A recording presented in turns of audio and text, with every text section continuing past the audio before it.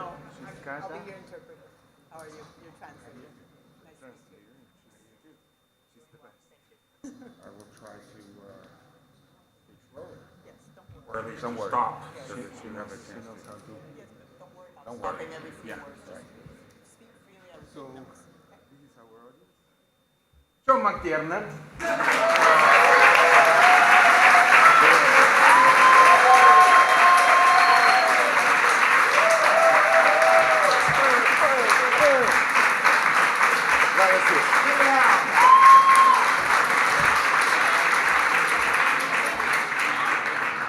It's going to get hot in here, isn't it? No, I'm serious. It is. What are we going to do about the windows? Is there good air Sí, conditioning or no? sí, vamos a pedir que después abran un poquito las ventanas cuando empiece a hacer calor humano.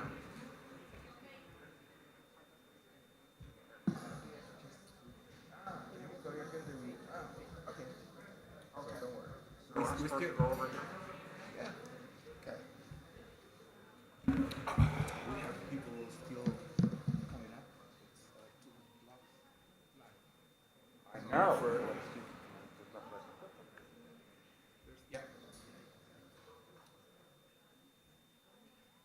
So what do we do now? ¿Qué hacemos ahora? Bueno, vamos a esperar unos 2 minutos. 2 minutos que termine de subir la gente. Vamos abriendo un poco las ventanas porque sí, acá de este lado hace mucho calor, seguramente para ustedes también. Bueno, es un placer contar con el señor McTiernan, que yo creo que todavía no sabe el impacto que tiene su cine y el cariño que le tenemos desde aquí. Hoy tenemos la proyección de Duro de Matar. Dije Duro de Matar.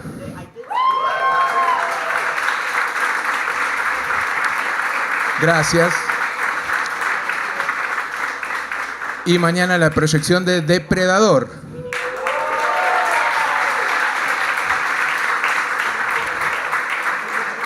Cuando armamos la programación de las películas de John para exhibir en el festival, tuvimos el problema de que ya confirmamos su presencia cuando ya estaba cerrado el programa. Entonces fueron las 2 últimas películas que agregamos. Internamente empezó el debate. ¿Por qué Depredador y no Thomas Crown Affair? Que fue lo primero que preguntó John. ¿No está Thomas Crown Affair? No, no está Thomas Crown Affair, desgraciadamente. Y yo dije, también nos hubiera gustado incluir Nomads. Tampoco pudimos incluir Nomads. Ahí está, claro, sí, vamos, aplaudamos, porque... Y alguien dijo, ¿y por qué no 13 guerreros? Y así empezamos con que en realidad lo que debemos hacer, y no pudimos por tiempo, es una retrospectiva completa del señor John McTiernan. Así que esperamos que apenas termine el festival, no antes, por favor, ustedes en sus casas hagan la retrospectiva completa de John McTiernan, porque si no lo hicieron, no saben de lo que se están perdiendo. Y cuando lo hagan van a darse cuenta todo lo que se estaban perdiendo, que es mucho, sin lugar a duda. ¿Empezamos ya oficialmente? Bueno, comenzamos entonces. Bienvenidas, bienvenidos, bienvenides a otra de las charlas con maestros y maestras, en este caso con un maestro, el señor John McTiernan.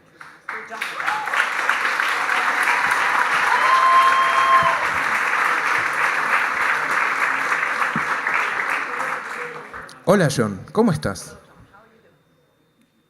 I'm fine. How are you? ¿Cómo estamos? We have to do this.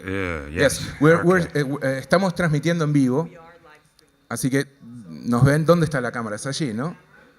¿Cuál es la cámara? Ah, ahí. Así que un saludo para toda la gente que nos está viendo online. Do any of these television people have one of those little mics you could just clip on your... No tienen esos micrófonos.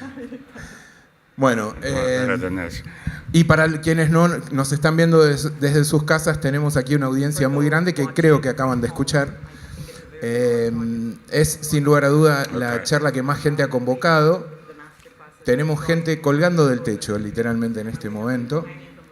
Esperemos no se caigan encima de los demás. Es una linda imagen. Hagan de cuenta que es cierto. John McTiernan es una persona que en su filmografía ha demostrado claramente tener algo que no es muy común y que especialmente no lo era en los comienzos de su carrera en el cine mainstream de acción. Y ahí es donde nos interesa empezar a ahondar un poco en su obra, porque es claramente alguien que tiene una cinefilia aplicada a un género donde quizás no se estaba usando en ese momento en el cine norteamericano de gran presupuesto. Contanos un poco el comienzo de tu amor por el cine.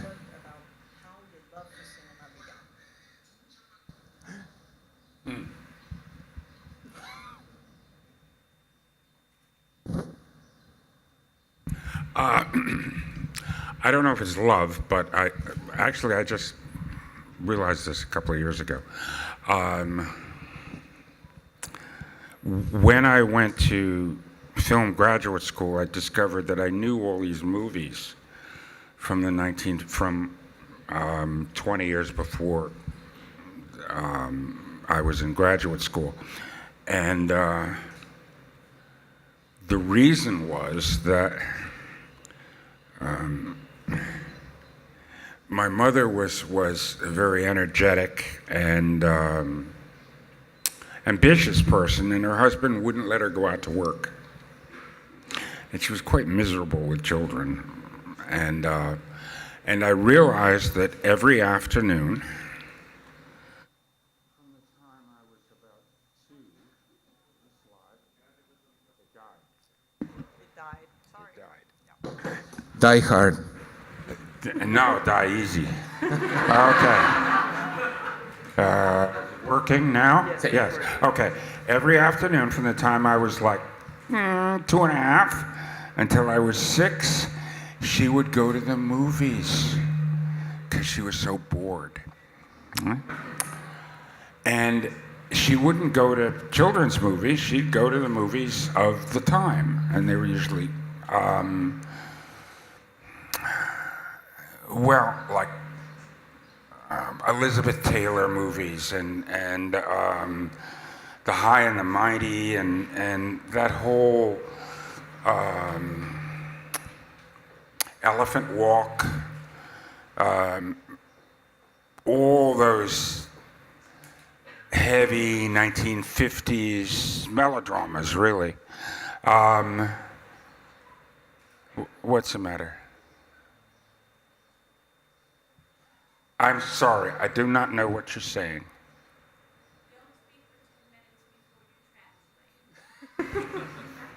She's taking notes. Está hablando con Gail, que le está diciendo que lo haga redondo, pero no. It's just some woman who followed me in here tonight, so I don't... Should I translate or do you want to finish? You go ahead. Okay, all right, I'll go ahead. Bueno, no sé si es necesariamente amor por el cine, pero sí les puedo contar un poco cómo hace algunos años, o hace muchísimos años, me di cuenta que cuando estaba estudiando, esto me di cuenta sí hace algunos años, cuando estaba estudiando en la escuela de cine, descubrí que conocía películas de hacía 20 años en ese momento, ¿no? De ese momento, 20 años atrás, conocía muchísimas películas. Y me di cuenta que el motivo era el siguiente. Mi mamá era una persona muy energética, muy ambiciosa, pero su esposo no la dejaba ir a trabajar. Y esto la ponía sumamente triste y se aburría horrores solamente cuidando a sus hijos. Entonces, ¿qué empezó a hacer? Me di cuenta que entre los 2 años y medio y los 6 años, mi mamá me llevaba al cine, porque eso es lo que ella hacía cuando estaba muerta de aburrimiento. Decidía ir al cine. Entonces, no me llevaba a ver películas para chicos, me llevaba a ver películas con Elizabeth Taylor, me llevaba a ver The High and the Mighty, Elephant Walk y todas esas películas de los años 50, películas muy cargadas.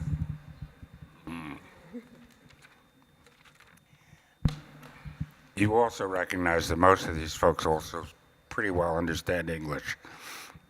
También, They got the joke before she translated it. half of them. Okay, anyway. You know the idea that it's supposed to take, it takes 10,000 hours of concentration to become a journeyman in a particular skill.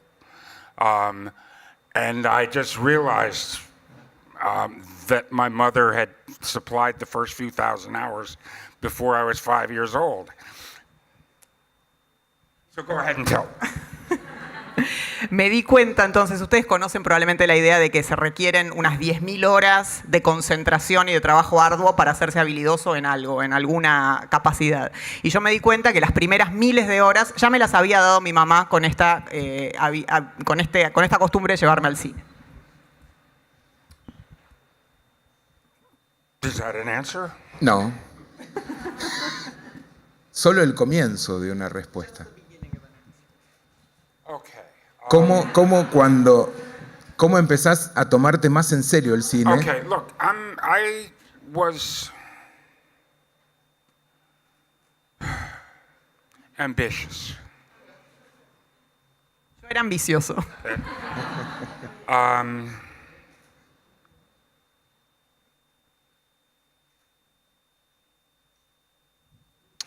I wanted to participate in the time. And where I came from was a small city in upstate New York. We were not wealthy at all. My father was a lawyer, but he had lost his sight in World War II, so he was a blind lawyer doing the best he could. But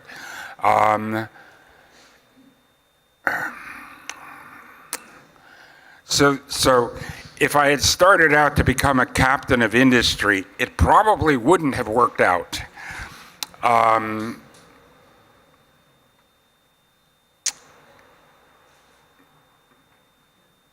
Filmmaking just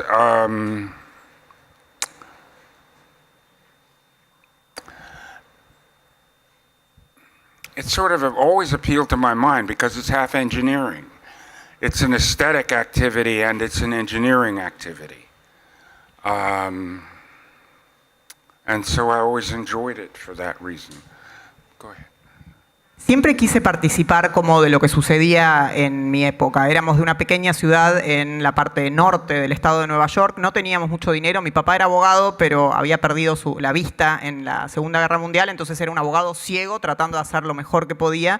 Pero esa era nuestra situación. Si hubiera querido dedicarme a otra cosa, probablemente no hubiera funcionado. Y el cine siempre me atrajo porque era como mitad trabajo estético y mitad ingeniería. Esa combinación fue la que siempre me atrajo. Y si le sumamos esas dos actividades, cierta pasión, creo yo, por lo que entiendo, por la antropología, llegamos al cine, ¿no?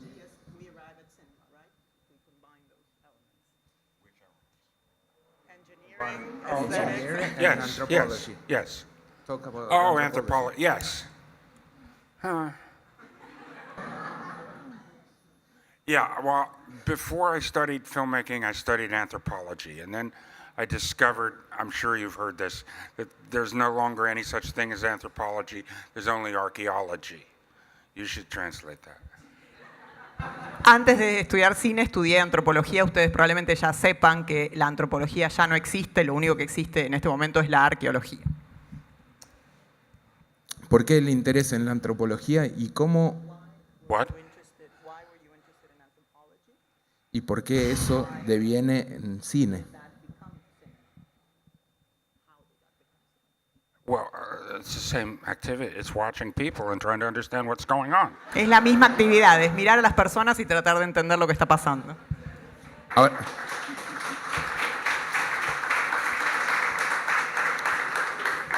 Ahora, ¿sos consciente que eso solo lo puede decir John McTiernan? You just said it. Es verdad. Es verdad. Ella lo acaba de decir. Bien. Hablas mucho de Truffaut cuando hablas de tu primer acercamiento a la hora de estudiar la mecánica, la ingeniería del cine. ¿Por qué Truffaut y cómo fue ese comienzo del cine de acción a través de Truffaut?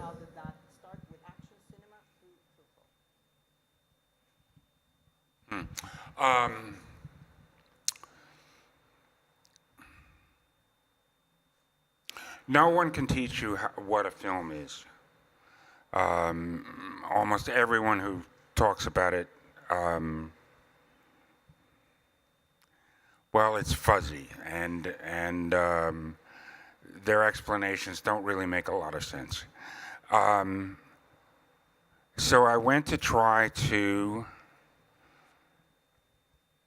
I was going to Juilliard in New York.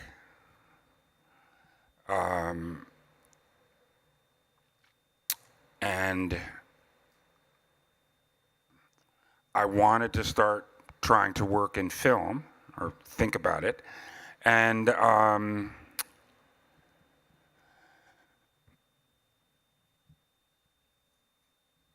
I'd read books and that sort of nonsense, but no one could actually say, what is a movie?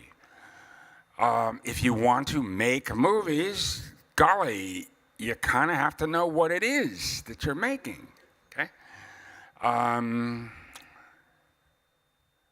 You know, and saying that, well, and then the girl came in and the guy was embarrassed and couldn't say, well, okay, but that's what happened in the movie. That isn't what the movie is. And if you're trying to make a movie, you have to understand it at a level other than the plot. Go ahead, say that. Sure. Nadie te puede enseñar qué es una película, ¿no? Las personas que tratan de hablar de eso, de qué es una película, en general caen en bastante confusión y que sus explicaciones no terminan de tener mucho sentido. Yo en ese entonces iba a Juilliard, a la escuela en Nueva York, y quería trabajar en cine, o por lo menos estaba pensando en empezar a trabajar en cine. Leía libros que, bueno, no tenían demasiado sentido, pero nadie me sabía explicar qué era una película, ¿sí? Y creo que para hacer una película, si uno quiere hacerla, tiene que saber qué es una película. Uno puede decir, bueno, pasa que viene la piba y se encuentra con un tipo, pero eso es lo que pasa en la película, no es lo que es una película. Y repito, para hacer una película hay que saber de qué estábamos hablando. So I chose a film that was by someone who really knew how to make movies. It was called La Nuit Américaine. It was a Truffaut film. In America it was called, or in the States rather, it was called Day for Night. And it seems to be a very simple film, and because Truffaut at that point was a master of his craft, he made very few mistakes. And there was an art cinema on Upper Broadway, and it was playing there, and it was playing all day long and all night. So I went and I spent 2 days. I started at 8:30 in the morning with the first screening, and I left at about 1:30 in the morning when it finished. And I'd watched it each day, maybe it was 5 times each day, until I got past the plot and past, oh, that was a really good shot, and past all the things that people would always tell you that movies were about, and tried to understand, well, what's left? And I sort of came out that, okay, a movie is a series of pictures in a specific order that tells you a story or gets you involved or blah, blah, blah, blah, blah, blah, blah, whatever. But it is, the essence is, the simplest thing is, okay, it's a series of pictures in a specific order. It's not random order. It's not like the internet. It has to be in a specific order, and there's a specific way that nature of one picture that allows you to get to the next picture so that it means something. I don't know, so I started there and just kept working on the idea. Bien, entonces estaba en este proceso y elegí una película de alguien que realmente sabía hacer películas. Fui a ver la que se tradujo como Day for Night en francés. Pablo era La Noche Americana. La Nuit Américaine en francés, Day for Night en inglés. Y parecía quizás una película simple, pero en ese momento François Truffaut era realmente un genio que cometía muy pocos errores. Había un cine que pasaba cine arte, como se le decía en ese momento, en Broadway y había una serie de proyecciones que duraban todo el día y yo me pasé 2 días yendo desde las 8:30 de la mañana hasta la 1:30 de la mañana cada día y vi absolutamente todas las películas. Entonces, creo que llegó un punto, después de ver todas estas películas, en que pude pasar la línea y fui más allá del argumento, fui más allá de, ay, qué buen plano, es decir, más allá de lo que todos se las pasaban diciendo acerca de las películas, y pude llegar a esa esencia, a lo que estaba quedando. Entonces, llegué a una conclusión y a una definición muy específica de qué es una película. Es una serie de imágenes en un orden específico, ¿sí? Después uno puede agregar cosas, que cuenta una historia, que te involucra, que te hace sentir esto, etc. Pero era muy simple en realidad la definición. Una serie de imágenes en orden específico, no un orden aleatorio, no es como Internet, ¿sí? Era simplemente esa definición y esa forma específica que engancha con la siguiente imagen y que le da un sentido gracias a este encadenamiento. Y en 1986 aparece Nomads. Nómades, editada aquí en Gate Video, no se estrenó en cine y fue uno de esos sucesos absolutos en VHS. ¿Cuál fue? Well, yes, I've done, I don't know, 4 or 5 student movies. Actually, after Juilliard, I went to an experimental college, and this was the early 70s, and there was loads of money in the States for schools. It's all gone now, but and there were only 40 students in the school, and 38 of them were stoned all the time. So I got to spend the whole film budget myself. And I invented this little course where I imitated every kind of movie or movie scene, or I even did animation. I did opticals. I pointed a projector at a camera and then put pieces of paper on a glass in between so that I could add stuff and take things away from the picture, and just to learn the basics of special effects, of that generation of special effects. I don't know. En ese momento, antes de hacer Nomads, había hecho 4 o 5 películas, como que se pueden decir, pelis de estudiantes, ¿no? Porque después de Juilliard fui a una universidad experimental. En los 70s había mucha plata en Estados Unidos para escuelas, para universidades. Ya no hay más plata, pero en ese momento había. Y lo bueno era que había 40 alumnos y 39 estaban fumados todo el día. Entonces yo me podía gastar toda la plata, todo el presupuesto me lo podía gastar yo, concentrándome en hacer diferentes tipos de experimentos, ¿sí? Imitaba películas, escenas, hacía animación, ponía un proyector, ponía papel sobre vidrio, todo esto para ir aprendiendo lo básico de los efectos especiales de esa generación, no los efectos especiales de ahora. I think you were sort of asking also about How you came up with your first film? first film. Feature. Oh, first feature.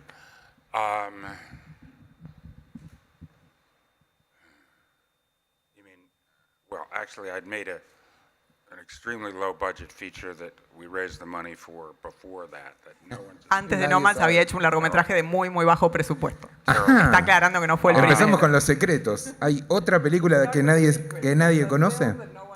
Right, and then I went to... Okay. Then I went to the American Film Institute, and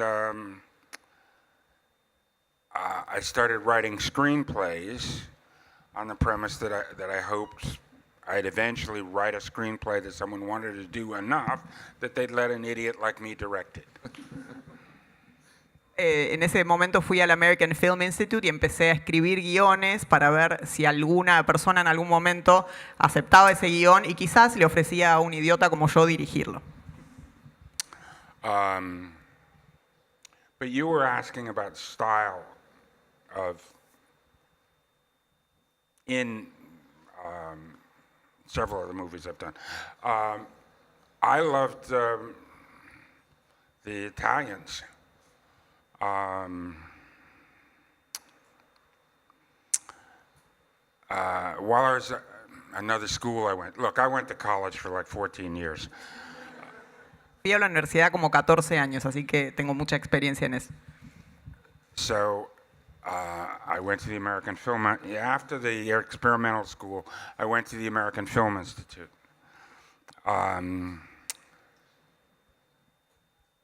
And Jan Kadar was teaching that.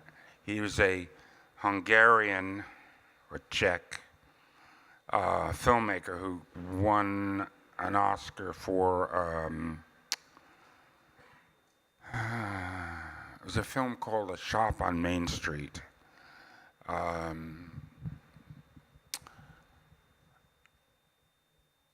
Anyway, he was teaching there, and I don't know, it's sort of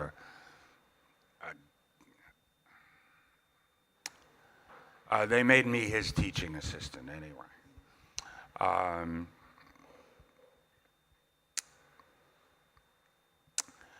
And he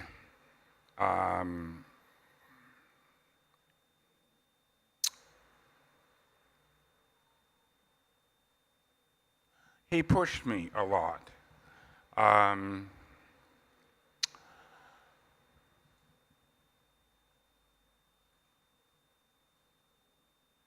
Like one of the things he had me do was learn movies. His notion was that if you wanted to be a world-class musician, you didn't need sheet music. You had hundreds of the most significant scores. You already had it in your head. Having gone to Juilliard, I knew he was right because I was had been around a lot of very good musicians.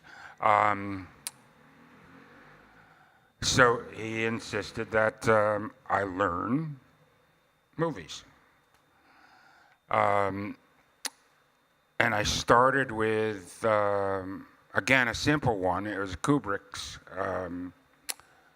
Clockwork Orange.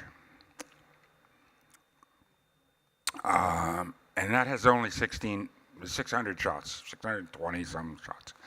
And I watched it enough that I would then go in a room with a stack of paper, and I'd write down every shot in the movie from memory, and where the camera was and what the camera was doing.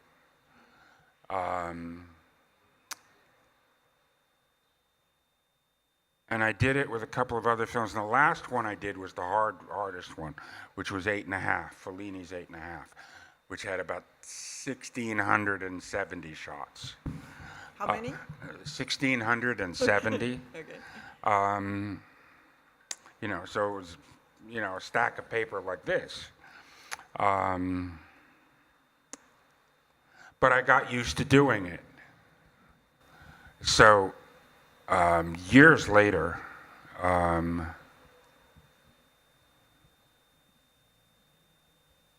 Mel Gibson asked me to see the film he was making after The Passion. It's called Apocalypto. Okay. Because he was using my editor. The whole sequence in The Passion, in the Garden of Gethsemane, all the guys running around in the dark and all that stuff. That's from a guy I worked with in like 4 or 5 movies.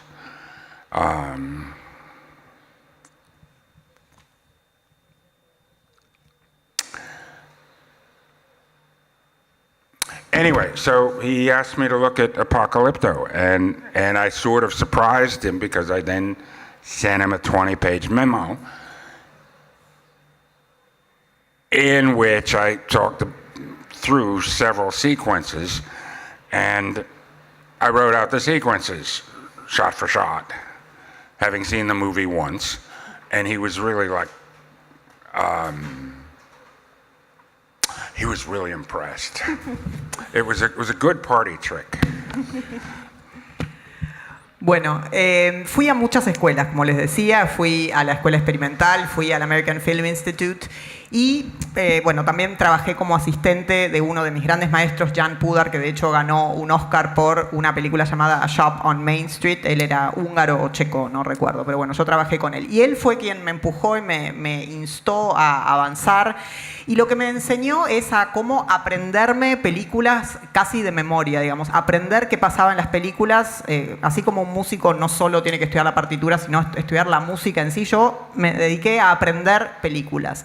Empecé con La Naranja Mecánica de Kubrick, que tiene 620 planos más o menos. La miré muchísimas veces y me la terminé aprendiendo de memoria, cada plano. Entonces terminaba de mirarla, me iba a otra sala diferente con una pila de papeles y escribía cada escena de memoria, ¿sí? Qué hacía la cámara en cada escena y en cada plano.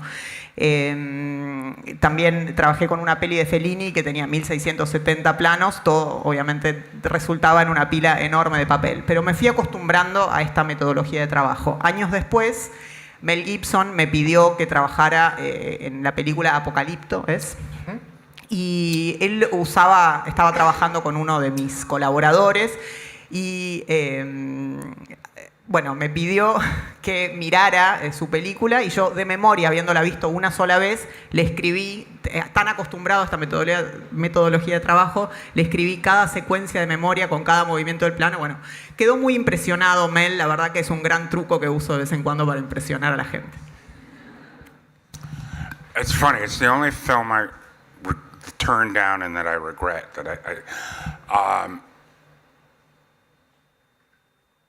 Sorry, Apocalypto is the film you turned down? No. He asked me to direct Braveheart, but he didn't ask me. It just came through my agent, and they sent over the writer. And the writer was so full of himself and so cocky and such an asshole that I just couldn't stand him. And I found out afterwards from the producer, Alan Ladd Jr., who told me, no, Mel wanted you to do that. But they just never told me that Mel had wanted me to do it. And it was a stupid thing that I shouldn't have turned down, but I did. La única peli que rechacé y lamento mucho haberlo hecho fue cuando Mel me pidió que hiciera Braveheart, Corazón Valiente era, ¿no? Lo que pasa es que no me lo pidió él, sino que me lo pidió a través de su agente, y el que me vino a hablar fue el guionista, que era tan creído, tan arrogante, tan pelotudo, que no lo soporté, no pude trabajar. Y después, más adelante, realmente me arrepentí porque el productor me dijo, Mel realmente quería que lo hicieras vos, pero no me dijeron exactamente y no me lo comunicaron adecuadamente, entonces lamenté mucho no haber aceptado trabajar en ese proyecto. Bueno, está claro que a través de la ingeniería y el estudio metódico, obsesivo, un poco friki, llegaste a desentrañar la idea del cine y el movimiento, el uso de los planos, los encuadres. ¿Cómo es que ya en tu primera película haces un despliegue de todos esos elementos que van en contra de lo que por ahí en un film pequeño suele ser evitado para ahorrar tiempo de rodaje, por ejemplo?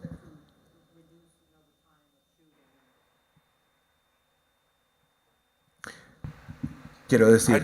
no entiendo. Yo I tampoco. don't understand the question. A ver, de nuevo. I don't Vamos understand. de otra forma. Uno ve Nomads Yeah, okay. y entiende que hay una idea muy clara de cómo usar la cámara, cómo usar los movimientos, y es algo que usualmente no es tan común en el cine de un presupuesto mediano o chico. Es evidente que pusiste especial hincapié en eso, y de ahí en adelante el resto de tu filmografía gira alrededor de esa concepción. Sigue Ok. sin entender. Ah, ok. Okay.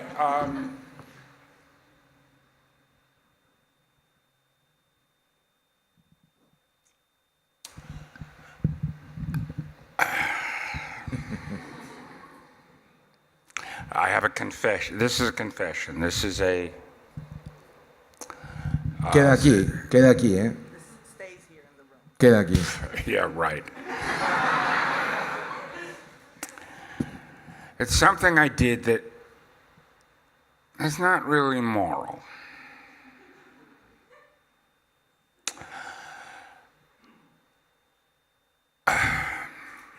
Okay. When you make a first movie, and like the producer would have made much more money if I had done something like Halloween.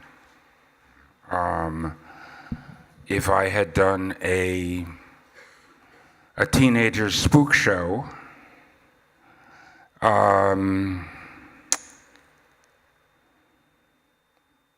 he might have made money out of it.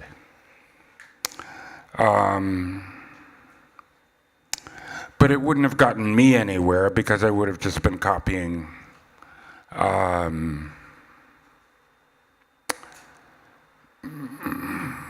I don't know, other low-end movies. So I reasoned that what I wanted out of the first movie, first commercial feature that I'd gotten a chance to do, was to demonstrate above all that I had cinematic skills. And that, because you have to look at, when you make a film, you have to figure out, okay, what's the audience? What are you trying to accomplish? What are you doing?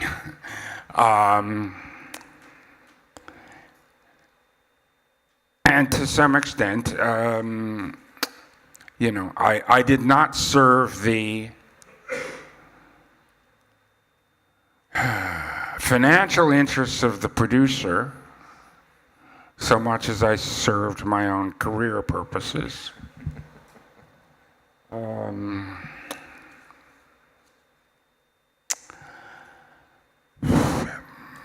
I can't say I'm proud of it, although I think, given the circumstance, I would probably do the same thing again. It was,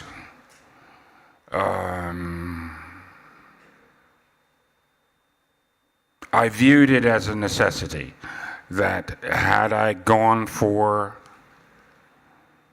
a spook show, it might have been a good one, it might not have been a good one, it might have been okay, but that wouldn't have gotten me the second movie.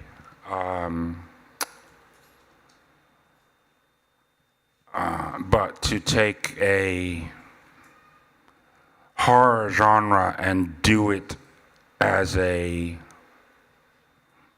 you know, a reasonably skilled European filmmaker would have done it, that would give me, was most likely to result in me getting a second movie. Les voy a hacer una pequeña confesión. Cuando hice mi primera película, creo que el productor hubiera probablemente hecho mucho más plata si yo hubiera hecho una peli de terror, hubiera hecho algo tipo Día de Brujas o un programa de terror más para adolescentes. Seguramente hubiera hecho mucho más plata, pero yo probablemente no hubiera ido a ningún lado porque hubiera estado copiando otras pelis que tenían un presupuesto similar al mío. Entonces, lo que quería realmente de la primera película comercial que pude hacer cuando tuve el presupuesto fue mostrar que tenía habilidades para el cine, ¿sí? Y lo primero que me pregunté es, y que creo que todo el mundo tiene que preguntarse, es qué tipo de película uno quiere hacer, quién es la audiencia, qué queremos lograr, qué estamos haciendo. O sea, es como una pregunta muy básica que hay que tener resuelta. Y además, no puse como foco hacerle plata al productor, sino atender a mis propósitos y mis intereses en cuanto a mi carrera profesional. No es algo de lo que estoy necesariamente orgulloso, pero dadas las circunstancias creo que hoy volvería a hacer lo mismo.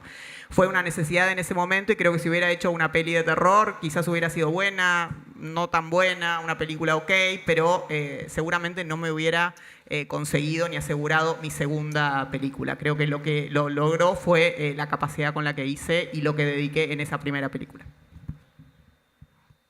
So maybe sometime near the end of my life, someone will go, ego te absolvo. You know. Quizás para el final de mi vida alguien me diga, te absuelvo de tus pecados. Bueno, esa segunda película es Depredador. So that second film was Predator. Lo digo por si alguien no lo Yes, sabía, ¿no? Joel Silver wanted me to do the one before that. I can't remember what it was. It was an horror movie. Commando. Me pidieron que hiciera otra película, en realidad, Comando, antes de Depredador. But I had promised. I had promised the producer that I had betrayed that I would do a second movie for him and allow him to make some money. Le prometí al productor al que había traicionado que ahora sí iba a hacer una película que le diera algo de dinero. So I didn't take Commando, and the producer I was trying to be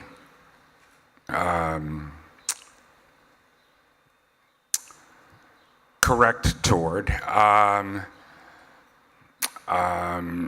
didn't get the movie together. So, and on Joel Silver's next movie was Predator. And I liked the script. It was innocent. It was silly.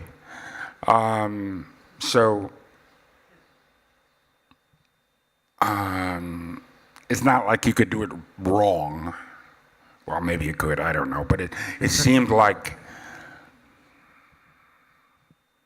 you know, if you just did good popcorn, the audience would enjoy it, and it would work fine. I had turned down many other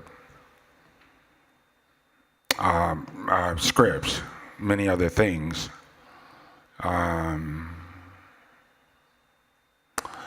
so it was a calculation about what, you know, that was the first script that came along that, okay, this makes sense. It's got a good studio behind it. It's, you know, a very young producer. That was his second. Well, it was the first film he was producing on his own. Joel Silver did Matrix and all sorts of other things. It was the first film he was producing on his own.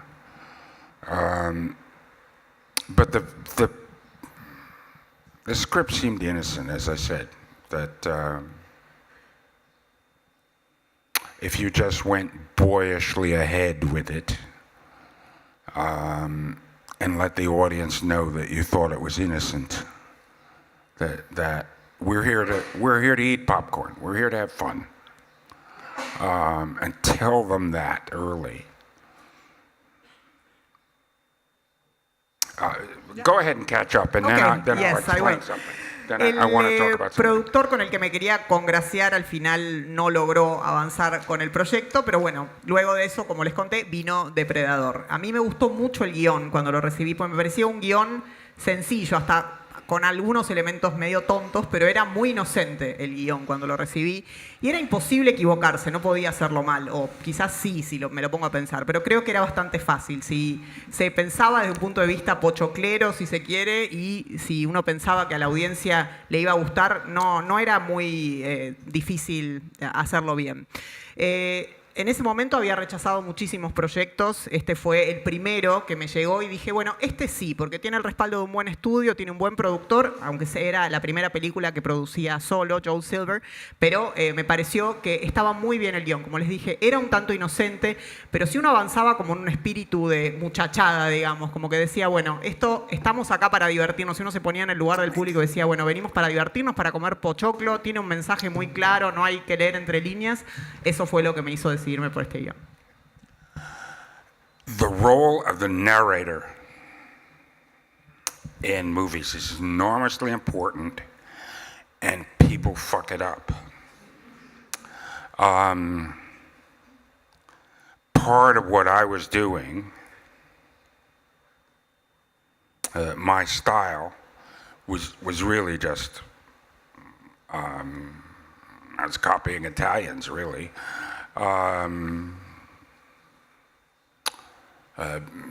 Bertolucci, I was never anywhere near as elegant as De Sica, but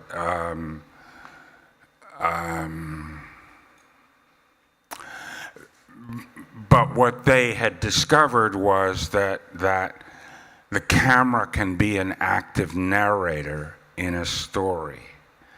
The style of the camera tells the audience a whole lot. It's just like the voice of the narrator when you sit and listen to a story. And if you get, and each movie should have its own narrative voice, it should have its own narrator. And that will affect how the camera work is done. It's something that people, that's largely what the first 5 minutes of a movie is about, is the audience deciding whether or not to trust the person in the guise of the camera, to trust that person and listen to them. Go ahead and just say that. Yeah. El rol del narrador, la voz narrativa en una película es sumamente importante. En general, la mayoría de las personas la cagan completamente cuando se trata del rol del narrador. Mi estilo, obviamente, copiaba a los italianos como Bertolucci, pero ellos eran genios en mostrar esta voz narrativa a través de la cámara. Yo descubrí, de hecho, que la cámara era el narrador activo de la historia y el estilo de la cámara representaba fielmente la voz del narrador. Creo que cada película tiene que tener una voz narrativa fuerte y la voz de este narrador es la que va a afectar lo que hacemos con la cámara. Y en los primeros 5 minutos de una película es el público que decide si va a confiar en esta persona que está contando la historia, si va a confiar en la cámara y si va a confiar en esta narración. It's like they decide a lot of implicit things, like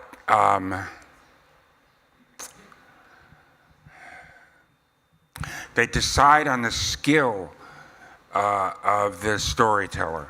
They decide if he's honest or not. They decide if he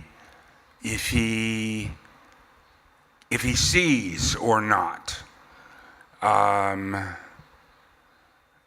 Does he know what is this a person I should bother listening to or watching? They decide all that. And so the first 20 shots of a movie is hugely important for that. Go ahead, sorry. deciden muchísimas cosas en estos primeros 5 minutos o en los primeros 20 planos de la película, ¿sí? En las primeras 20 escenas. Deciden la habilidad que tiene ese narrador de contarnos la historia, deciden si es honesto o no, si es honesta esta voz que les está contando esta historia, deciden si logra ver las cosas o no, también deciden si se van a molestar en escucharlo, en prestarle atención, en verlo o no. And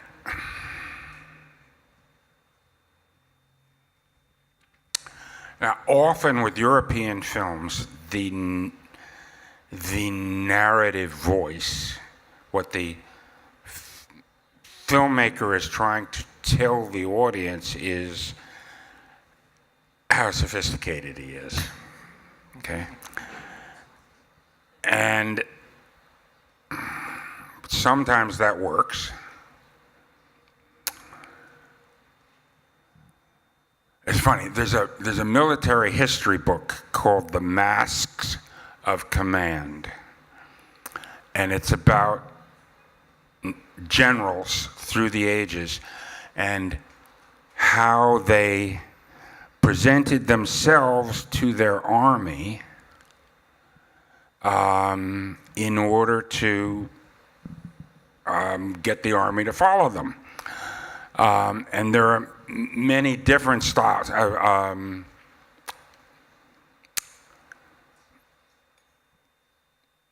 The Napoleonic style was, he's a genius, so we'll follow him. And a distinctly American style, I mean North American style, sorry.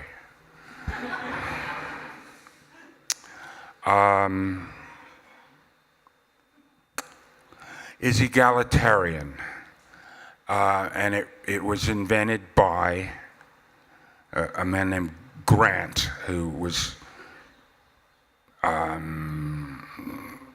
became the head of the Union Army in the American Civil War, and then he became president afterwards.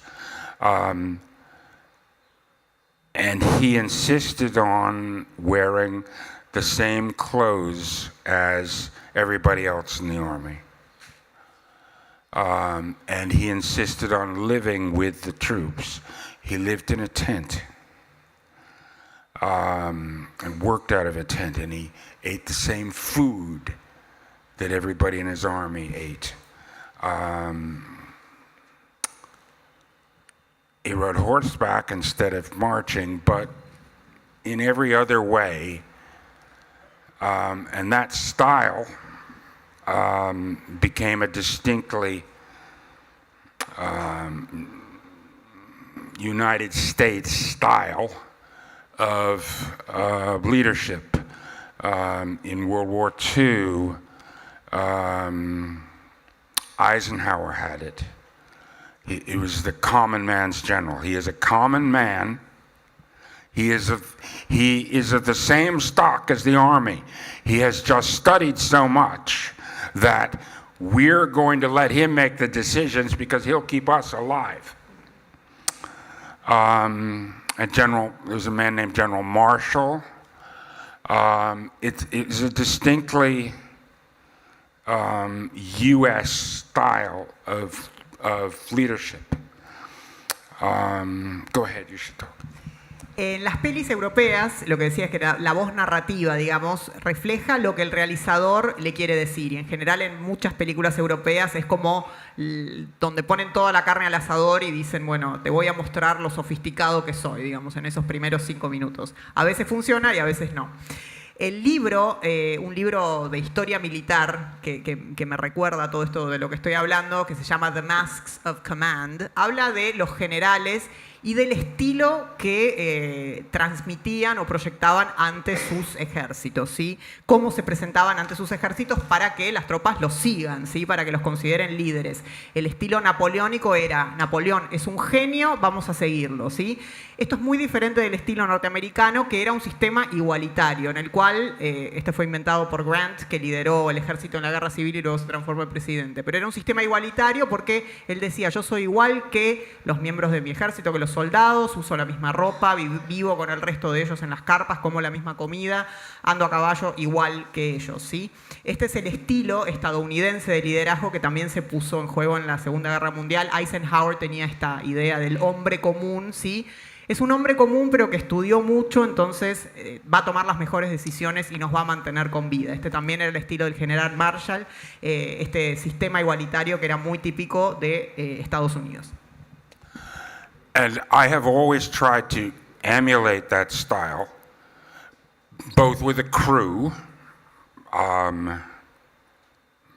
would always work with a crew. If a pile of boxes have to be carried, I would grab a box too. I got Sean Connery. We were working on the water once, and we had to go rapidly to something else. And so the crew started grabbing boxes, and I went to grab a box, and I went too.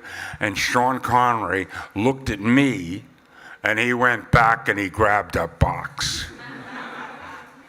Yo intenté siempre emular ese estilo, pero con el crew, ¿no? Que trabajaba conmigo en las pelis. Y si había que cargar cajas, yo cargaba cajas también. Y les puedo contar que Sean Connery, una vez estábamos trabajando y teníamos que mover rápidamente muchas cajas, yo me puse a ayudar y él vino y empezó a cargar cajas conmigo también.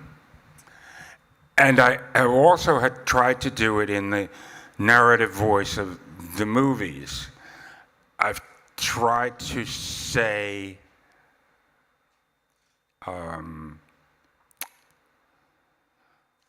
to never say that I'm above you, the audience, that I'm just like you, and there's this really neat story that you ought to listen to this. Can you believe that? Okay, so I would try to, in the narrative voice, say that I was one of them, that the camera was their representative, and the camera just happened to know the story before they did, right? But the camera was excited about telling them the story, okay? And that's a very different narrative voice. That's a distinctly egalitarian narrative voice, as opposed to well, Truffaut was always egalitarian.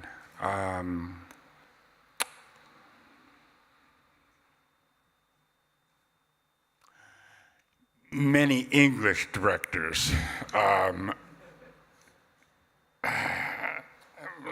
try to tell you in their movies how sophisticated they are, how brilliant they are. And a couple of Italians. Esto lo hago también, este sistema igualitario del cual les conté a través de esta historia militar, lo hago también con la voz narrativa que uso en mis películas. Trato de nunca ponerme por sobre la audiencia, por sobre ese público cuando estoy utilizando esa voz narrativa. Trato de que el estilo sea una cosa como: ¿podés creer lo que está pasando? No sabés lo que es esta historia, te la voy a contar. Digamos, transmitir desde ese entusiasmo en la voz narradora y no estar nunca por sobre la audiencia. Es decir, sentirme como uno de los espectadores y contarles que la cámara los está representando a ellos, ¿sí? La cámara simplemente conoce la historia un poquito antes que ellos, pero eso es la única diferencia, ¿sí? La cámara está entusiasmada por contarles esta historia. Es muy diferente, ¿sí? Truffaut también era un tipo que para mí usaba esta voz narradora igualitaria, y es muy diferente a lo que usaban los ingleses o los italianos, que lo único que apuntan es a decir cuán sofisticados y cuán inteligentes son en los primeros minutos de la película. The Spanish films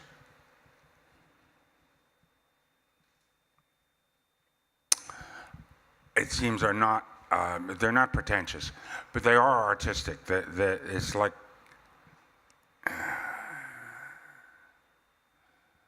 Spanish directors often want to be, well, no, Spanish directors in the past. I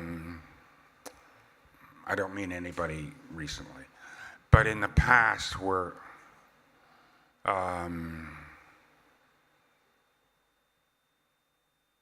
kind of like modeling themselves on Picasso. So what was the one about?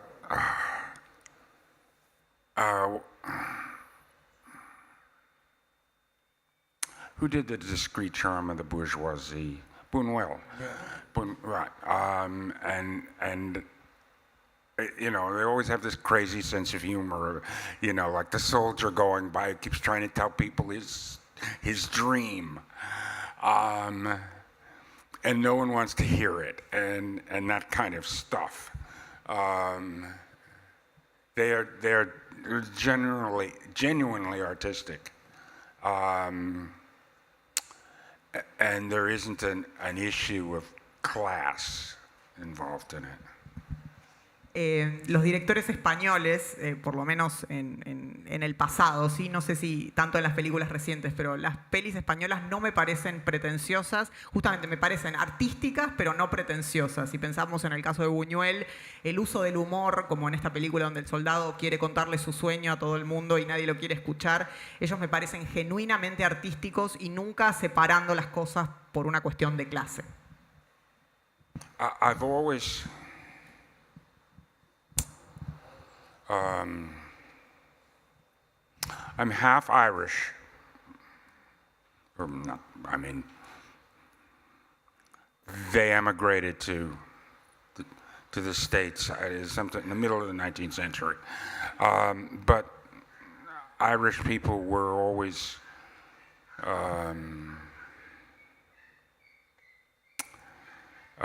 resented and viewed as poor and stupid.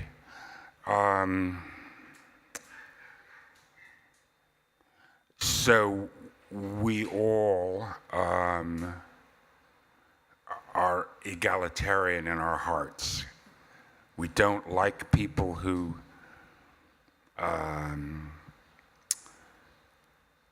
put human beings in orders, okay?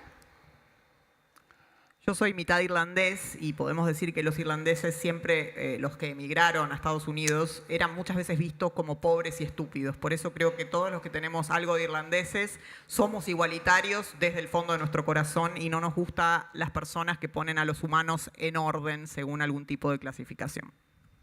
And my mother's family was Puritans, and Puritans are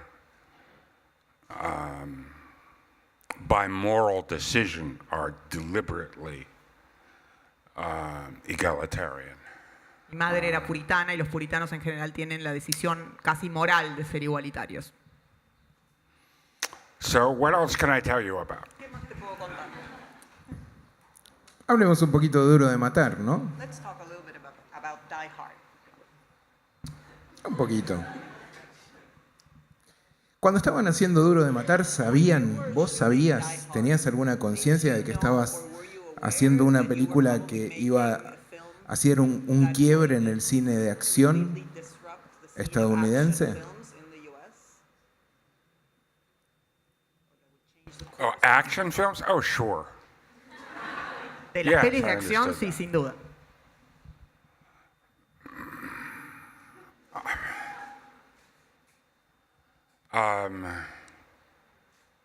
¿Te gustaba alguna I mean, película de I acción? was shooting an action movie as if I was Bertolucci. You know, how would Bertolucci have done an action movie?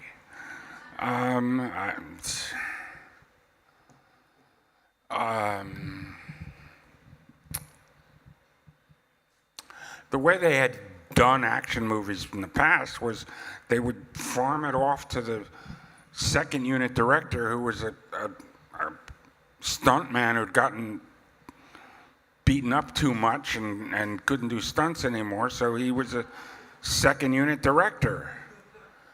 And at first, they wouldn't let me shoot any action. And Predator. Joel wouldn't let me. No, he knows how to do action. He knows how to do action. And so finally I got him to, okay, let me do one shot, will you? One part of this so it'll match in between the stuff that the second unit director was shooting, where, you know, he just sticks a camera wherever, and it just points at whatever is going on, and he just records it. But I did. There's a shot in Predator when it suddenly breaks out wide and inside the palapa, and the guys sweep through, and you know, I did a shot that had some scale, and it like, wow, looked like something. I mean, Joel was like, oh, wow. And after that, I got to shoot all the action myself. Las pelis de acción hasta ese momento, hasta que empezamos con Duro de Matar o con Depredador, en general lo que hacían es poner al segundo director en la unit director, que es el director de segunda unidad, el de director segunda unidad, digamos, que probablemente era un I doble. don't mean to speak ill of the particular No estoy second unit hablando director. mal de los directores de segunda He was a unidad. nice guy, but he had limited skills. Eran buenos tipos en general. Pero bueno, en general eran, no sé, dobles de riesgo que ya les habían dado demasiados golpes y ya no podían hacer su trabajo, entonces los ponían a dirigir. A mí no me dejaban filmar las escenas de acción en Depredador. En un momento Joel me dejó filmar una escena, ¿sí? Porque en general hasta ese momento estos directores de segunda línea, digamos, los ponían ahí, les decían apuntá ahí, ponían a grabar, digamos, no había mucha habilidad involucrada en la tarea. Pero en Depredador, bueno, hay una escena donde, bueno, se abre el plano, como que le pude poner un poco de escala a esa escena y todos se quedaron sorprendidos de lo que se podía lograr en una película de acción, así que a partir de ahí me dejaron filmar todo el resto de las escenas. Y entonces, en Duro de Matar, directamente filmaste todas vos. Yeah, I shot them. I don't know, a few of them we would have.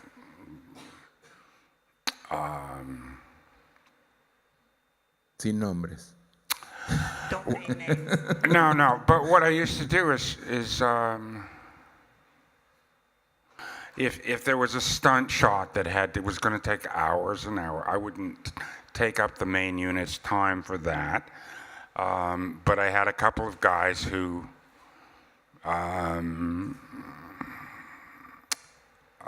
were quite serviceable as second unit directors, and I'd lay out the shot and they'd go get it, and they'd come over while I was shooting with the main unit. They'd come over with a tape and say, "Does this work, or should I do another one?" And I say, "No, it's great."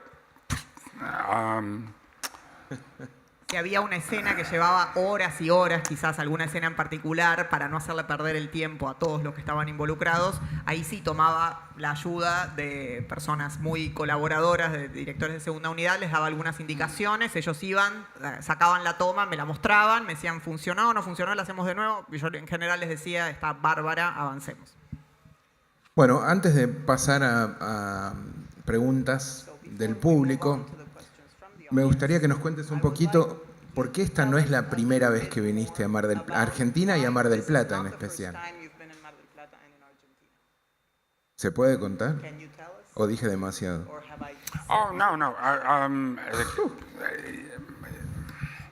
For every movie you do, you work on 4 or 5 that don't get made. Someone sent me down here to work on to see if we could make a movie here, and I went back, and I happened to come to Plata, and I also drove all the way down to, I don't know, whether it was Rivadavia or one of, yeah. I drove about 1,000 miles down, and looked at all sorts of stuff. But the place that I thought was best was to make the movie here in Mar del Plata. Por cada peli que uno hace hay 4 o 5 que no se llegan a hacer, obviamente, y esta es la anécdota. Me mandaron aquí para ver si se podía hacer una película. Estuve en Mar del Plata, estuve también en lo que creemos que es Comodoro Rivadavia, a 1500 kilómetros al sur, en algún lugar, y vi diferentes lugares, diferentes locaciones. Debo confesar que la mejor que me parecía para hacer esa película era Mar del Plata. Comic book movies and all that stuff. Ah, sí. Me pregunta si le quiero preguntar acerca de las películas de superhéroes actuales basadas en cómics. Entonces, ¿qué tenés para decirnos de las películas actuales de superhéroes? Una palabra. One word. No, not one word. No. No, because actually what's going on there is very significant. Bien. Really significant. Okay. In the mid-1990s,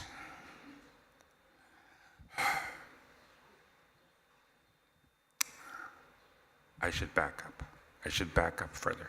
Voy a retroceder. Okay.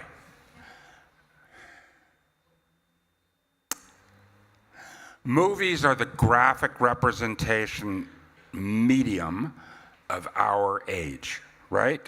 Okay? Humans have been involved in graphic representation back to cavemen, you know, the hand written in blood, drawn in blood on the cave in France. Okay, and if you go to a place where you can see an enormous amount of graphic representation, like for instance the Louvre, okay, and you don't stand there looking at the pictures. Walk and keep going, keep moving, and amazing things will show up. If you walk fast enough, the pictures go by, okay?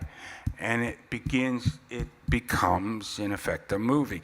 You can see the stick man of history walking, okay?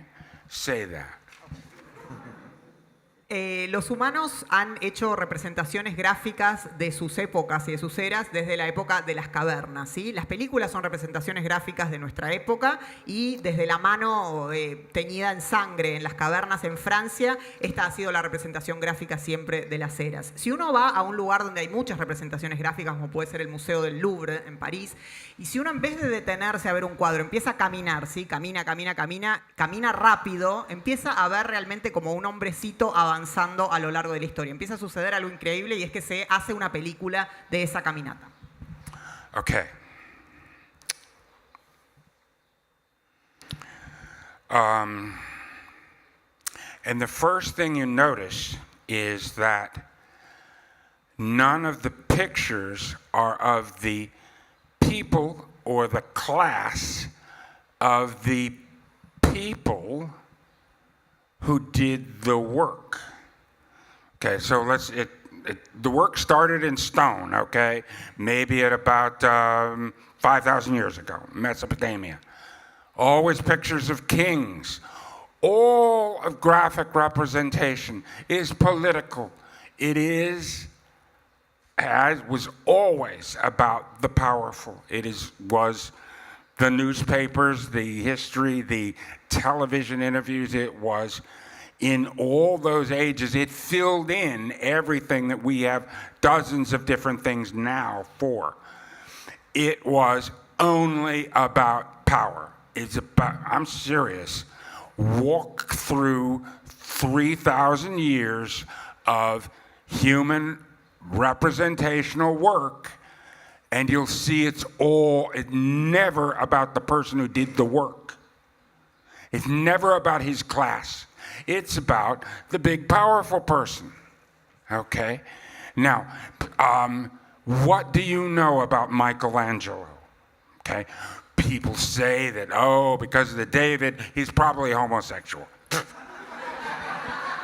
Maybe, maybe not. You look at the Moses and you say, he's into old Jewish guys. Go ahead, talk.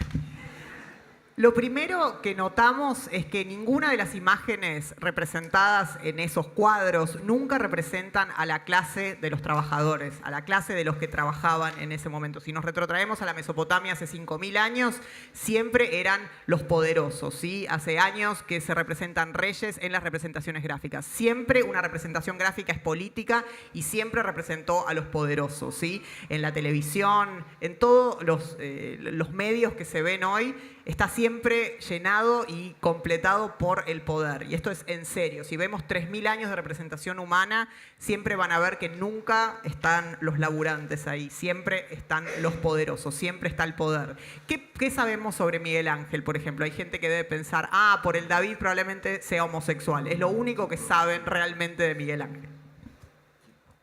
I'm going to finish this up, sir. I don't care if I'm... No, please. I'm going to talk to midnight on this one. Yes, All please. right, Hablar hasta la medianoche. now, all of it is about how magnificent the Duke is. What a wonderful horse he has. How beautiful and intelligent his children are. What cool dogs he has, okay? If you walk through, that's what's on the wall. That's what 50 generations of human beings turned out as graphic representation. Okay. Graphic representation. That's what we do, right? Movies. Okay. Now, the first place, everybody who does this will come up with their own answer. But the first place that I saw, where I saw someone doing pictures of his own class, doing pictures of human beings that he respected personally, was a man named David in France, who in the 1770s began doing portraits of people who weren't nobility and they weren't rich. They were an aristocracy of the mind. They were smart. They were educated. They were brilliant, perhaps. They were editors. They were authors. They were musicians. And he would put the same deep, far-sighted, wise eyes in these relatively common men in this aristocracy of the mind that people for 1,000 years had put in the eyes of the king or the duke or the whoever. Okay, you see what I mean? Go ahead and say. A veces lo único que se representaba, o sea, siempre lo que se representaba eran los lindos que eran los duques, los caballos, qué lindos niños que tenían o qué lindos perros, ¿sí? Eso es lo que está en las paredes a través de 50 generaciones.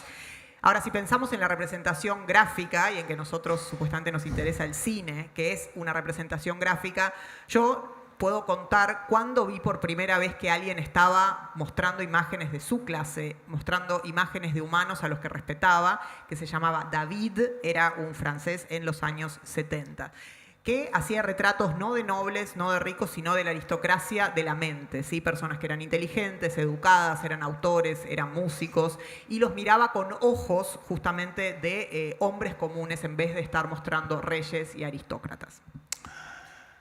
What I'm saying is that in the 1770s in Paris, David and a group of other young men seized the tools of graphic representation and began using them to represent and glorify people that they respected, not simply people who had power. Okay. 1770. This is why movies are important, okay? 1790 to 93, okay? Less than 20 years after, those young men seized the tools of graphic representation.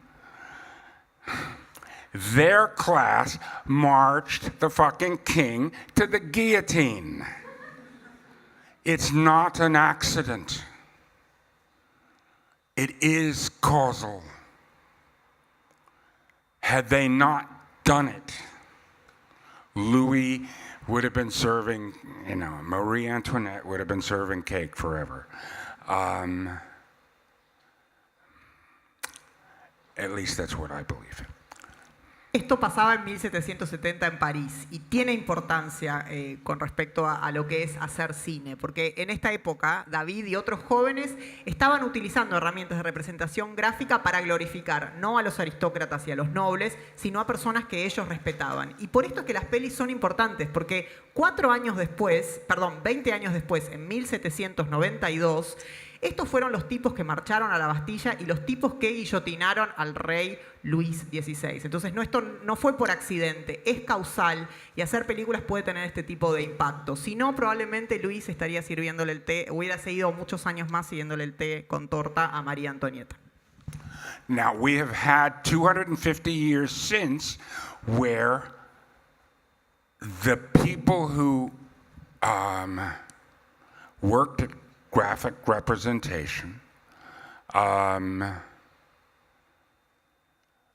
often expressed their own class, that the tools had moved down and were not controlled by the wealthy and the powerful. And it's completely changed the world, okay? Still, but how do I say this? The rich ain't stupid. And in the mid-1990s, all of the film studios in the United States were always run by filmmakers or film sellers.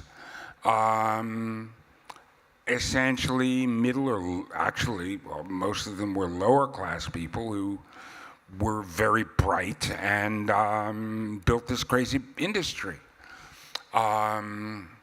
that spread the common European culture through the entire world. But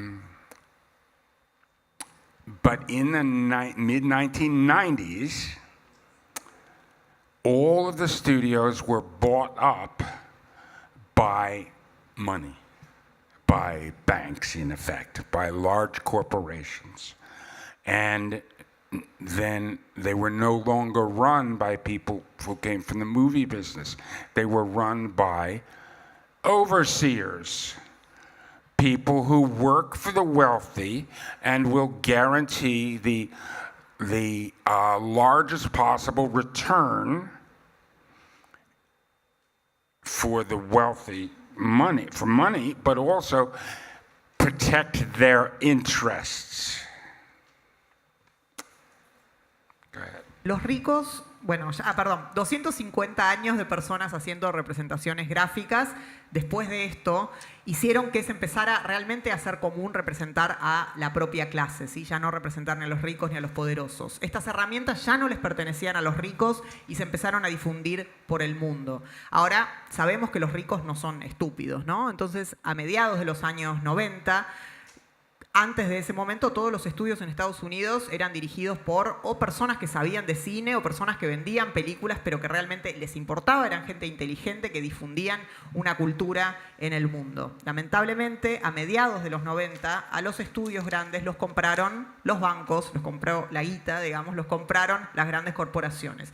Y ya no era gente interesada en el cine, sino supervisores, digamos, gente que trabajaba para los más ricos y que simplemente se encargaba de garantizar la mayor cantidad de ganancia, el mayor retorno de esa inversión y también proteger los intereses de esos ricos. Now, in the 10 years that followed, suddenly, it must have been an accident, they stopped making movies about regular people. Now, but they couldn't make movies about the Duke and how brilliant he is, so what did they do?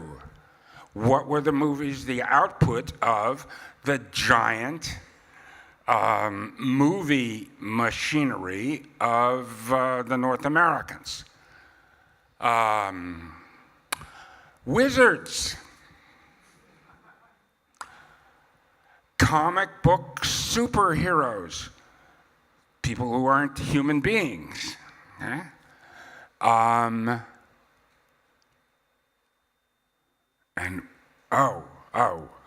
Chipmunks.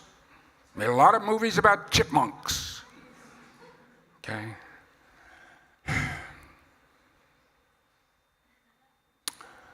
I'm trying to say that you're looking at an enormous, politically significant action that's been staring us right in the face.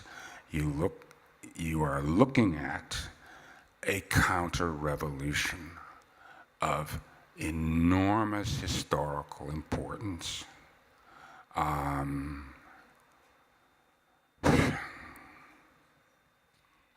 Entonces los 10 años que le siguieron ya no mostraban películas sobre personas normales, pero obviamente tampoco iban a representar a duques y a reyes y a nobles, porque ya no era la época. Entonces, ¿qué empezó a hacer la gran maquinaria cinematográfica estadounidense? Empezó a hablar de magos, por ejemplo. Empezó a hablar sobre superhéroes de los cómics, ¿sí? Personas no humanas, justamente. También sobre animalitos y sobre todo tipo de personajes, pero no sobre humanos. Mi mensaje es que esto es una acción política que está muy claramente plantada frente a nosotros y que se trata de una contrarrevolución de gran importancia histórica, entonces no debemos perderla de vista. So, how did you like Spider-Man? ¿Te gustó Spider-Man? Las 3 primeras. 2 preguntas nada más. 2 preguntas, tenemos que... viene una charla ahora, así que tenemos 2 preguntas. A ver, aquí tenemos una. Breve, por favor. Breve, por favor. No, por favor, en castellano. Muy buenas tardes, es un gusto recibirlo aquí en Mar del Plata. Yo, McTiernan, he visto sus películas, bueno, habló del pasado, del presente. Yo le hago una pregunta acerca del futuro. ¿Qué en estos momentos usted está pensando para dirigir una película? Es decir, ¿cuáles son sus proyectos en estos momentos? Y si nuestra ciudad, Mar del Plata, está precisamente elegida para hacer uno de sus proyectos. Necesito 3 o 4 millones de dólares, básicamente. Bien.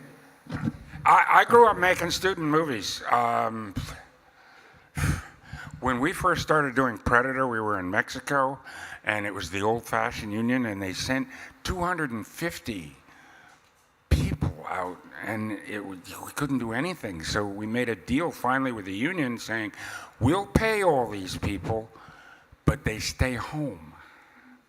And we sent 150 of them home, but still paid them.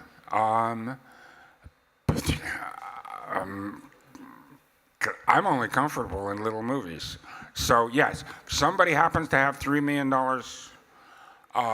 spare change in their back pocket, I have loads of stuff to talk to them about. Cuando estábamos haciendo Depredador en México, nos mandaron 250 personas. Eran demasiado. Arreglamos con el sindicato para que se vaya la mayoría de la casa porque no los necesitábamos, pero les pagamos igual. ¿Sí? Estas 150 se fueron. Pero bueno, el mensaje es, si alguno tiene que le sobre 3 millones de dólares, yo me siento muy cómodo. Hacía películas estudiantiles en mis comienzos, así que si alguno quiere colaborar, lo tiene en el bolsillo, me avisa. I have 5 projects that I want to do, and I'm hoping I will have health and strength enough to get the 5 of them done.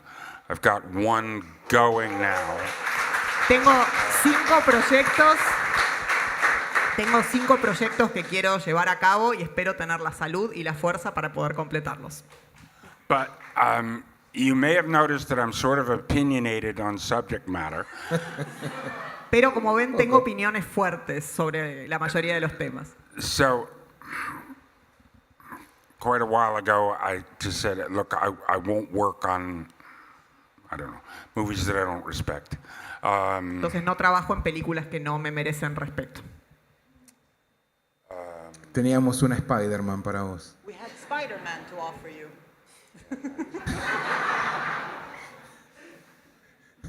Bien, la última allí. Last question. Hola, John, un gusto. John. Te quería preguntar cuál de directores norteamericanos, cuál es el que más te gusta de todos. Si elegirías ¿De a uno ahora? en particular. ¿De ahora o No, no, en general, que lo haya of all influenciado en American su vida. filmmakers, what is the one that has had the most influence on your work or that you like the most? American, US. Two of them, John Ford and Stanley Kubrick. John Ford y Stanley Kubrick. John Ford for the morality of it. He taught an entire generation of young men all over the world how a decent, civilized man behaves, how he behaves toward women, all sorts of things. He educated an entire generation, 2 generations.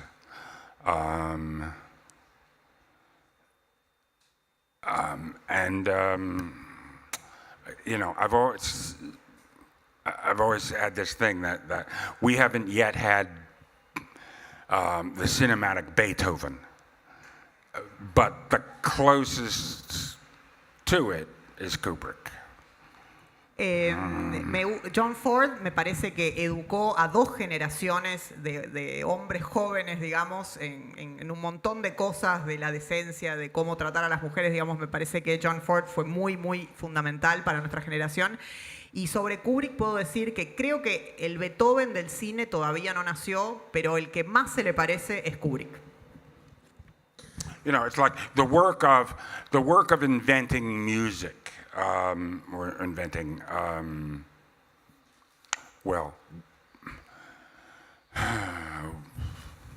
Western orchestral music, let's say, ended with Beethoven. He did as much as you can do. There have been loads of people who have worked since, but none of them have been better.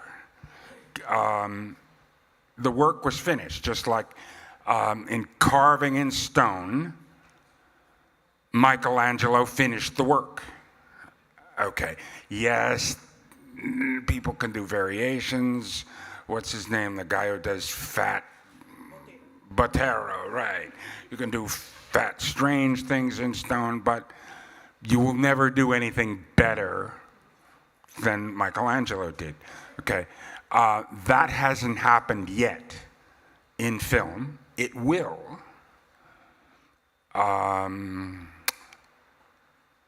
But as I don't personally think that the cinematic Beethoven has shown up yet. Si pensamos en la música clásica occidental, para mí la invención, la composición de música terminó con Beethoven, ¿sí? Más no se podía después de eso. Obviamente hubo muchos compositores que vinieron después, pero nadie lo logró superar. Si pensamos en esculturas, nadie superó a Miguel Ángel, ¿sí? Está Botero, pero me parece que nadie lo igualó nunca ni lo mejoró. Esto todavía no pasó con el cine. Va a pasar, pero todavía no pasó. Personalmente creo que todavía el Beethoven del cine no nació. Oh, in here in this hall. Pregunta por qué no podemos seguir. Podemos salir a la calle, Podemos sí, seguir seguirlo a la afuera.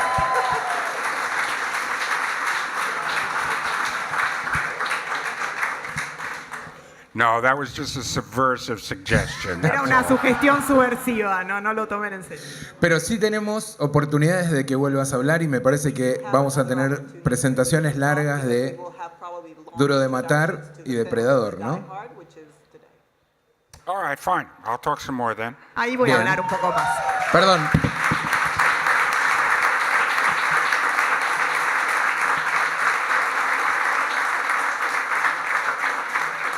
Una y otra vez me parece que queda súper claro que las verdaderas estrellas, más allá de quienes vienen de otro país, en estas charlas son las personas que nos ayudan a comunicarlas. Un aplauso, por favor, para Catalina y su trabajo.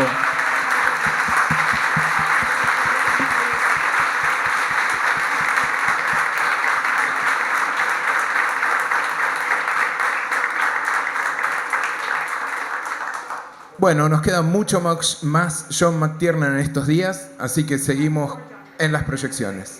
Gracias, John.